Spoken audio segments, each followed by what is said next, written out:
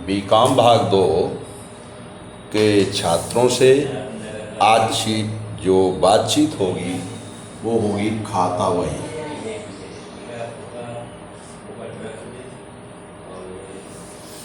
खाता वही को हम लेज़र कहते हैं। अब प्रश्न ये उठता है कि कल आपसे बातचीत जर्नल के बारे में हुई और आज जो है लेज़र के बारे में होगी। तो पहला तो प्रश्न ये उठता है कि व्हाट डिफरेंस बिटवीन लेज़र और जर्नल। जर्नल का अभिप्राय होता है जब कोई भी व्यवसायी, जब कोई भी पक्षकार अपनी स्मरण बही से अपने लेन देनों को प्रतिदिन के हिसाब से वह जर्नल लेखा करता है, एक नियमानुकूल लेखा करता है। जो आपसे चर्चा हुई थी, यह जर्नल 5 कॉलम में बटा होता है। Date, particular, LF, amount DR, amount CR। ठीक। अब लेज़र जर्नल के आधार पर हम लेज़र की रचना करते हैं, खाता बही की रचना करते हैं कि अपने जर्नल में हम ये देखते हैं कि उसमें किस पक्ष से संबंधित हमारा जर्नल हुआ है, उसकी एंट्री हमने कैसे किया है, जर्नल लेखा कैसे लिखा है। जैसे प्रश्न करें कि माल को खरीदा, माल खरीदा 100 रुपये, 100 रुपये का माल खरीदा, तो मेरे यहाँ गुड्स आ रहा है, आने वाली DR कल बताए थे। मेरे पास से कैश जा रहा है तो एंट्री हो जाएगी goods account DR to cash account, to cash account, being purchase goods on cash. तो ये हमने लिख लिया। अब देखिए, इसी से हम गुड्स अकाउंट शब्द लगा हुआ है तो हम गुड्स अकाउंट बना सकते हैं, और दूसरा कैश अकाउंट लगा है तो कैश अकाउंट हम बना देंगे। इसी तरह के जो विभिन्न जर्नल होते हैं वह अपनी खाता बही को माहवार में, त्रैमासिक, छमाही देखना चाहता है। तो महीने के अंतर्गत जितने भी जर्नल एंट्री की गई हैं उन पर हमारा ध्यान होना चाहिए। और दूसरी बात, माल बेचा तो कैश आया, कैश अकाउंट दिया, to goods account, to goods account. इसी तरह से विभिन्न तरह की एंट्रियां हो जाती हैं और जितने नाम बढ़ते चले जाते हैं वो खाते बन जाते हैं। खाते में एक तो व्यक्तिगत खाता होता है, पर्सनल व्यक्तिगत खाता, किसी का नाम है। दूसरा जो है वास्तविक खाते होते हैं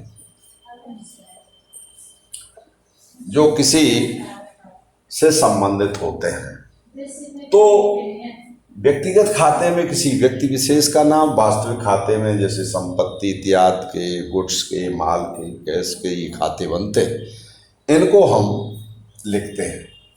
तो अब हमने जैसे कि गुड्स अकाउंट बनाना है तो हमारा निगाह होना चाहिए कि गुड्स से संबंधित कितनी एंट्रियां उस पीरियड में हो गई हैं, 1 महीने के अंदर, 3 महीने के अंदर, छमाही के अंदर, जितने पीरियड का वो खाता बनाना है उसके अंदर गुड्स से संबंधित कितनी एंट्री है। पहली एंट्री में गुड्स आता है, दूसरे में भी गुड्स आता है।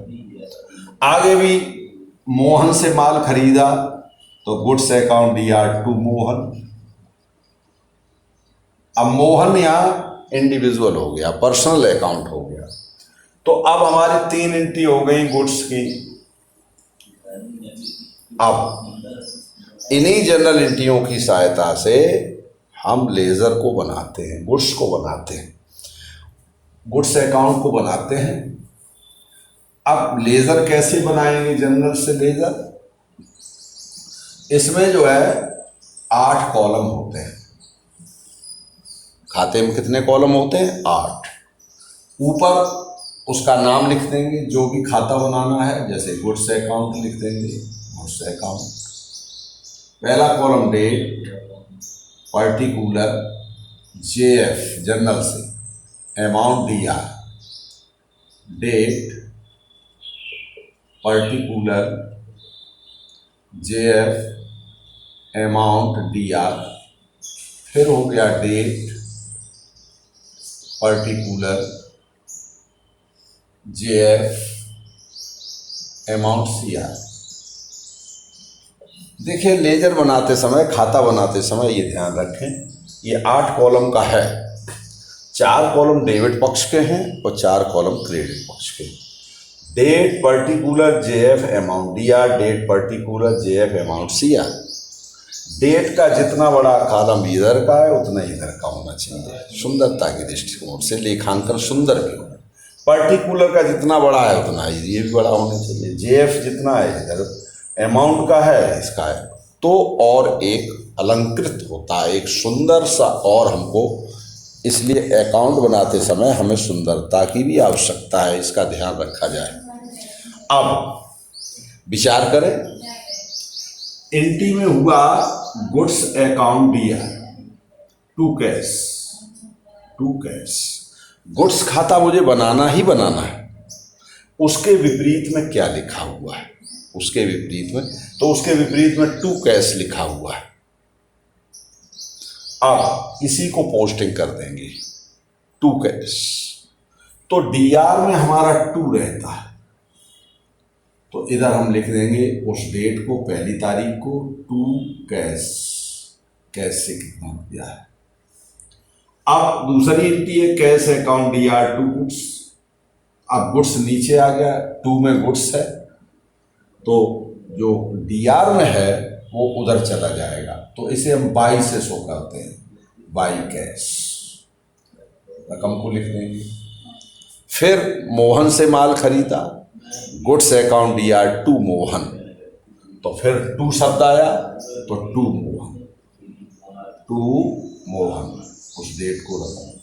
अब इसके बाद गुड्स से संबंधित जितने का हम बना रहे हैं खाता, जितने समय का, उसमें कोई जनरल नहीं है।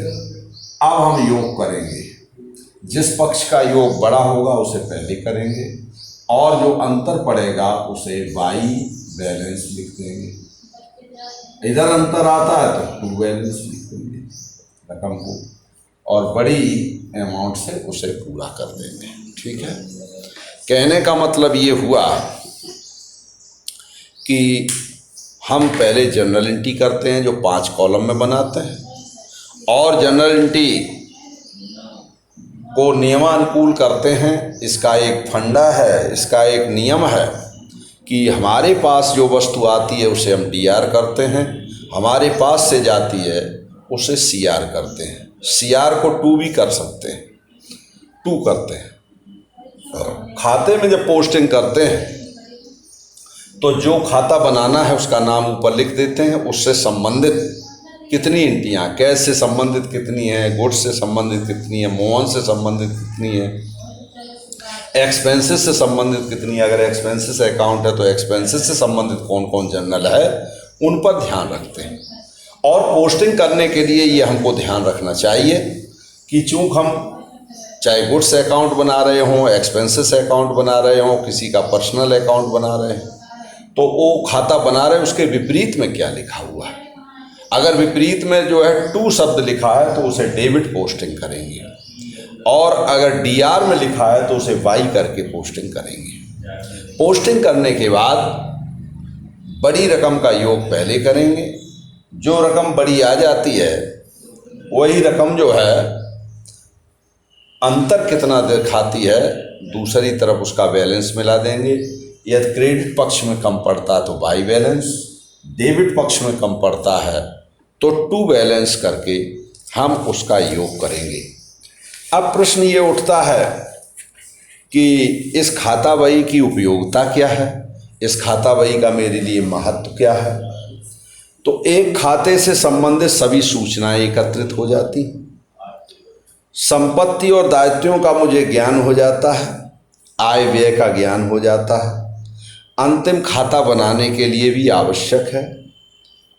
गणितीय शुद्धता की जांच हो जाती है। तो इस तरह से ये खाता बही की मेरे लिए उपयोगिता है। अब इस पर आप विशेष रूप से ध्यान रखेंगे कि हम जर्नल को 5 कॉलम करके उसमें जर्नल एंट्री करेंगे। उसका फंडा आपको ध्यान में रहना चाहिए। अपने पास जो वस्तु आती है उसे डीआर, अपने पास से जो जाती है उसे सीआर करेंगे। इसी जर्नल को हम पोस्टिंग करते हैं। खाते बनाए जाते हैं। जिस खाते को हम बनाते हैं उसके विपरीत में क्या लिखा हुआ है, यदि वो टू पक्ष में लिखा है तो वो डेबिट साइड में पोस्टिंग होगा, बाई पक्ष में लिखा है तो वो क्रेडिट साइड में पोस्टिंग होगा। और इसके बाद उसका बड़े पक्ष को योग ज़्यादा करते हैं और योग जब कर लेते हैं पहले तो अंतर कितना आता है उसे बाई बैलेंस से मिला देते हैं। यदि वो दाहिनी तरफ ज़्यादा आता है तो अंतर को टू बैलेंस से मिला देते हैं। ये जो है खतौनी बनाने का नियम है, जिसको हमने एक आपको साधारण रूप में बताया। अब जैसे एक उदाहरण दूं कि 25,000 रुपये नगद और 10,000 रुपये से माल लगाकर व्यापार आरंभ किया। तो अभी आपको इक्वेशन में बताए थे जो नगद दिया जाता है वो कैश होता है। तो एंट्री हो जाएगी कैश अकाउंट डीआर, माल लगाया है परचेज अकाउंट डीआर। चूँकि कैपिटल हमेशा धनी होती है तो टू कैपिटल अकाउंट 25,000, 10,000, 35,000 कैपिटल आपकी होगी। अब इसके बाद बैंक में खाता खोला 10,000 रुपये से, तो हमारे पास से कैश गई, बैंक को हमने रुपया दे दिया, bank account DR to cash. इसी तरह से नगद माल बेचा, माल आपने बेच दिया नगद, कैश आपको मिल रही है, कैश अकाउंट डीआर आपके पास से सेल हो गया टू सेल अकाउंट। अब अगर आपने वहीं पर स्टेशनरी को खरीदा या किसी से माल को खरीदा, माल आपने और चेक से भुगतान किया, तो आपने purchase account DR to bank. आपने मनोज को माल बेच दिया तो मनोज हमारा ऋणी है, Manoj account DR to sales account. Stationery आपने खरीद ली, stationery account DR to cash account. विज्ञापन पर आपने खर्च कर दिए तो advertisement account DR to bank account. अब यहीं पर जैसे मनोज को हमने हिसाब किया और मनोज को हमने छूट भी दे दिया, तो छूट मेरे लिए हानि है। ये ध्यान रखें कि जब हानि है तो वो डीआर हो जाएगी और हमें लाभ है तो वो सीआर हो जाएगा। तो हमें मनोज से कैश मिल रही है, कैश अकाउंट डीआर, मान लो 2800 रुपये का माल खरीदा, 200 रुपये की छूट दे दी, तो cash account DR discount account DR to Manoj. Manoj से 2800 मिले, डिस्काउंट में मेरे 200 चले गए, तो कैश हमको 2600 रुपये की प्राप्त हुई। तो कहने का मतलब है कि हम जर्नल करते समय ये विशेष ध्यान रखेंगे कि हमारे पास क्या चीज़ आ रही है वो डीआर हो जाएगी, हमारे पास से जो जा रहा है वो टू सीआर हो जाएगा, और अगर हमने कोई छूट दे दिया है उसमें तो डिस्काउंट डीआर हो जाएगी, हानि है, और अगर हमको डिस्काउंट मिलती है तो टू डिस्काउंट मुझे लाभ हो जाएगा।